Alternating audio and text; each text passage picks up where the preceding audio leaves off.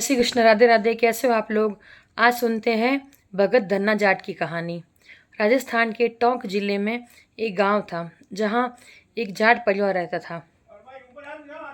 उनके यहाँ एक गुरुजी आए। गुरुजी 5-6 दिन रुके। गुरुजी के पास सालिग्राम की सेवा थी, तो गुरुजी खुद नहाते, फिर सालिग्राम जी को नहलाते, भोग लगाते और फिर दूसरे काम करते।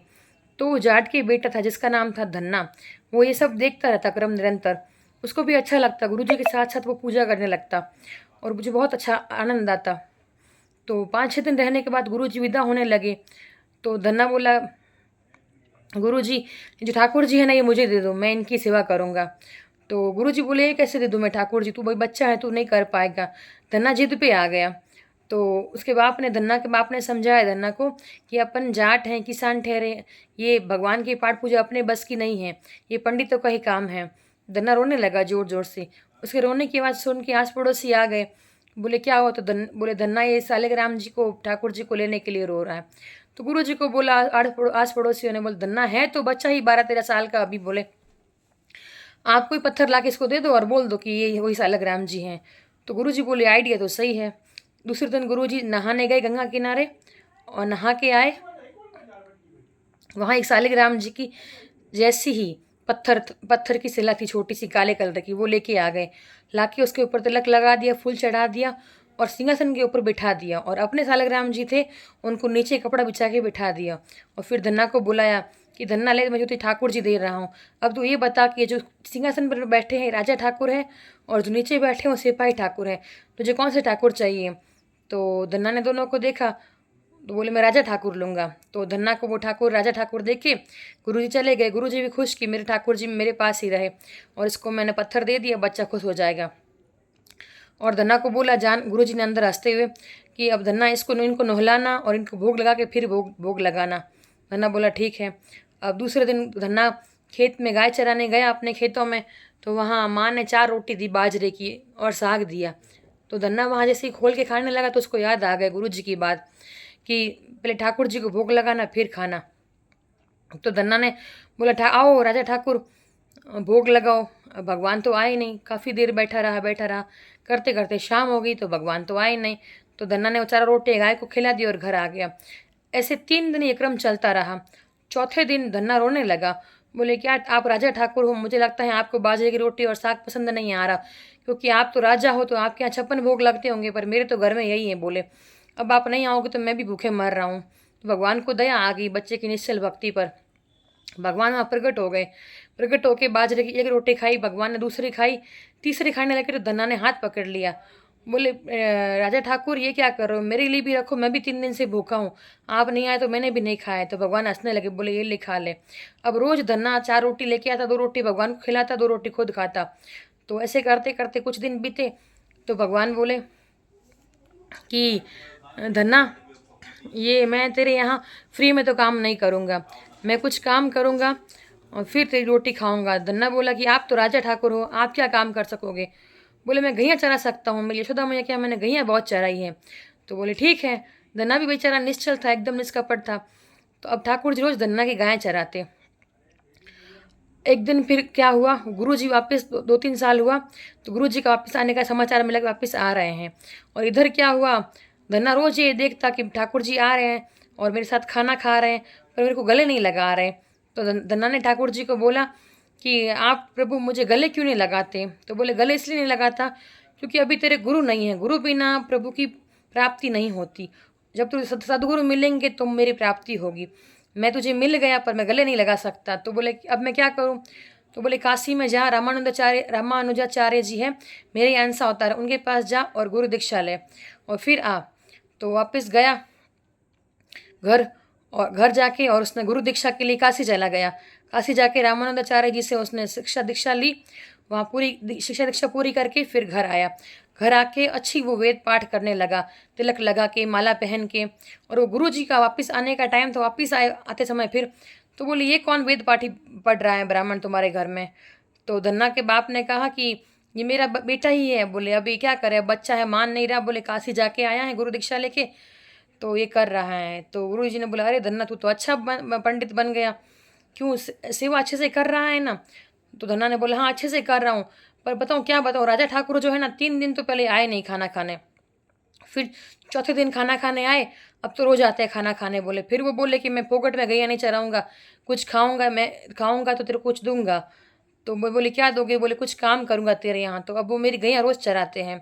तो गुरुजी ने बोला गैया चराते हैं? तो बाप हँसने लगा धन्ना का, बोले बच्चा मेरा पागल है, कुछ भी कहता है, करके चला गया। पर गुरुजी ने गौर किया तो बोले कल धन्ना मुझे भी ले जाना खेत, मैं भी तेरे राजा ठाकुर से मिलूँगा। तो राजा ठाकुर कैसे हैं मैं भी देखूँगा। तो बोले ठीक है। अब दूसरे दिन वहाँ खेत में गुरुजी को भी लेके गया धन्ना। वहाँ गया तो बोले कहाँ थे राजा ठाकुर? तो बोले वो पीपल के नीचे बैठे। अब धन्ना को दिख रहे पर वो गुरुजी को नहीं दिख रहे। तो आकाशवाणी हुई वहाँ से कि धन्ना निष्कपट है, निश्चल है, इसलिए मैं इसको दर्शन देता हूँ। तुझे अगर मेरे दर्शन करने हैं तो धन्ना को अपनी गोद में बिठा ले। तो जैसे ही धन्ना को अपनी गोद में बिठाया गुरुजी ने, धन्ना का स्पर्श करते गुरुजी के भी सब पाप धुल गए। गुरुजी को भी दर्शन हुआ। तो गुरुजी ने बोला मैंने तो इसको पत्थर दिया था, पर इसने पत्थर में भगवान प्रकट कर दिया। सच में धन्ना तू निष्कपट और निश्चल भक्ति है तेरी, जो मैं प्राप्त नहीं कर सकता तूने प्राप्त कर लिया। बोले मैं पंडित होके वेद पाठ करके जो मैंने नहीं किया, तूने एक जाट हो घर में किसान बन के सच्चे मन से भगवान की भक्ति कर प्रकट कर लिया। अब गुरुजी धन्ना के ऊपर बहुत प्रसन्न हुआ और भगवान को दंडवत करके और चला गया वापस अपने घर। और यहाँ फिर क्या हुआ, धन्ना संतों से मिलता और जो भी संत आता उनको अपने घर ले जाता, खाना खिलाता, खूब सेवा करता उनकी।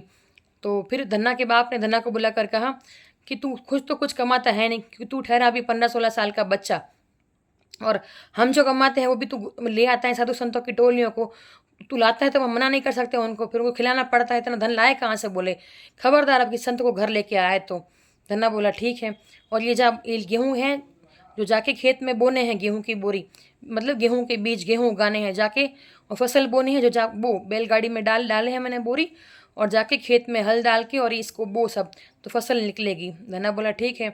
धन्ना आगे गया तो क्या देखता है कि संतों की टोली आ रही थी नाचते गाते। धन्ना भी उतर गया उनके पास उनको प्रणाम करने के लिए। बोले आप कहाँ जा रहे हो? बोले हम यहाँ एक टोंक में गाँव है वहाँ जा रहे हैं, रामानुजाचार्य जी का शिष्य हैं धन्ना जाट जी, तो वो बहुत पहुँचे हुए संत हैं, उनको भगवान साक्षात दर्शन देते हैं, हम भी उनसे मिलने जा रहे हैं। बोले हमारे भी पाप धुल जाएंगे। तो धन्ना ने हाथ जोड़ के कहा कि धन्ना सेवक मैं ही हूँ। तो सब वो भी बड़े खुश हुए, बोले कितने विनम्र हैं। बोले चले हम आपके घर चलेंगे, वहाँ भगवत वार्ता करेंगे, आपके पास बैठेंगे। तो बोले हमारे तो घर में कोई है नहीं, आप ऐसा करो मेरे पास अभी खेत में चलो, वहाँ मैं आपको दाल बाटी चूरमा खाना खिलाऊंगा, वहाँ अपन भगवत वार्ता करेंगे।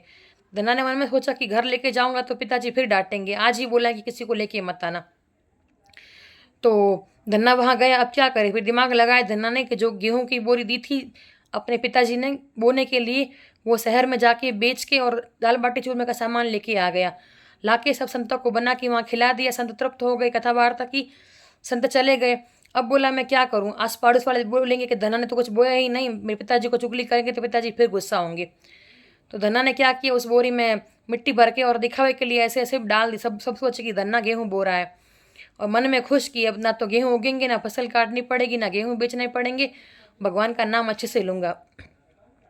कुछ दिन बाद धन्ना का बाप आके बोलता है कि धन्ना तूने कैसी फसल बोई है, ऐसी फसल तो हमने ज़िंदगी में आज तक नहीं देखी। और आस पड़ोस वाले भी आए बोलने के लिए। तो धन्ना को लगा कि मजाक कर रहे हैं सब लोग, मैंने तो धन्ना ने बोला बताओ कहाँ है फसल। धन्ना देखने गए तो क्या देखता है, फसल बहुत लहरा रही थी। धन्ना के बाप ने बोला तूने तो ऐसे फसल उगाई जैसे एक एक बीज तूने नाप नाप के डाला हो। और उस साल फिर धन्ना के खेत में 50 गुना ज़्यादा गेहूँ हुए। धन्ना के घर में वो गेहूँ आ ही नहीं रहे थे, इतने गेहूँ धन्ना को मिले। तो धन्ना ने पूरी बात बताई अपने पिताजी को, बोले मैंने तो गेहूँ बोई ही नहीं थी, बोले मैंने तो मिट्टी बोई थी, ये सब में ठाकुर जी की कृपा है।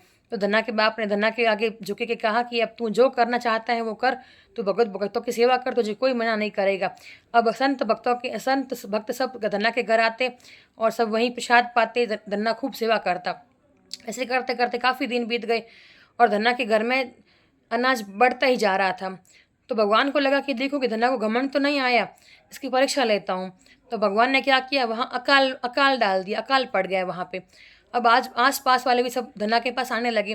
धन्ना ने दोनों हाथों से अन्न लुटाना चालू कर दिया, सबको खाना खिलाता, आस पास वालों को, आस पास के जो गांव थे अपने गांव में सबको देता रहता, इतना बांटा कि अपने खाने के लिए भी धन्ना ने अन्न रखा नहीं। सब लोग हंसने लगे कि धन्ना कितना मूर्ख है जो पूरा अनाज बांट दिया, अपने लिए भी रखा नहीं। धन्ना बोला सब भगवान करने वाले, ठाकुर जी करने वाले हैं। तो भगवान ने फिर देखा अब इसकी परीक्षा पूरी हो गई, अब धन्ना जाट से इसको धन्ना सेठ बनाता हूँ। तो भगवान सन्यासी का रूप लेके धन्ना के यहाँ गए और तुम्बे के बीज, तुम्बे जो रहते हैं खारे खारे तुम्बे के बीज धन्ना को दिए कि ये तुम्बा बो देना, और जब इसकी फसल निकलेगी तो इससे जो तेरे को आमदनी होगी उसके सबसे आम जन की सेवा करना, भक्तों की सेवा करना, संतों की सेवा करना। धन्ना ने कुछ भी नहीं पूछा कि तुम्बा क्यों बोऊं, क्योंकि उसको भगवान के भगत पे विश्वास था। तो उसने जाके तुम्बे की खेती करने लगा। सब लोग हंसने लगे कि तुम्बा कड़वा होता है, तुम्बे की खेती कैसे करेगा, पानी भी नहीं गिर रहा।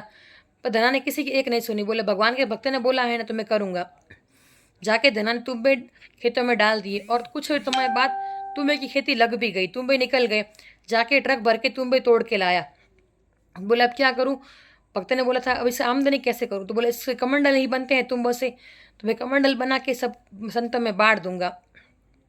तो क्या किया, धना ने जैसे ही तुम्बा एक तोड़ा तो उसमें हीरे जवाहरात निकले। ऐसी पूरी ट्रक भरी थी, तो धना ने सब ट्रक तोड़े, सब ट्रक के तुम्बे तोड़े, तो सब में बहुत जेवरात निकले, सोना। तो राजा के पास जितना धन था उसे कई गुना राजा धन्ना के पास वो धन हो गया। उन्होंने बोला था कि भगवत की सेवा करना, भक्तों की सेवा करना, ये धन उसी कार्य में लगाऊंगा। धना ने अपने दोनों हाथों से लोटा लोटा के उस धन से सबकी सेवा की और आजीवन सेवा करता रहा, भगवत भक्ति करता रहा, भगवान को प्राप्त हुआ। ऐसा था धन्ना जाट जो धन्ना सेठ बन गया। इसलिए कहावत में भी कहते हैं बना बड़ा बना धन्ना सेठ। धन्ना सेठ ऐसा था, भगवत कृपा से उसने सब पा लिया और निश्चल भक्ति से उसने पत्थर में भी भगवान प्रकट कर लिए। जय श्री कृष्ण, राधे राधे।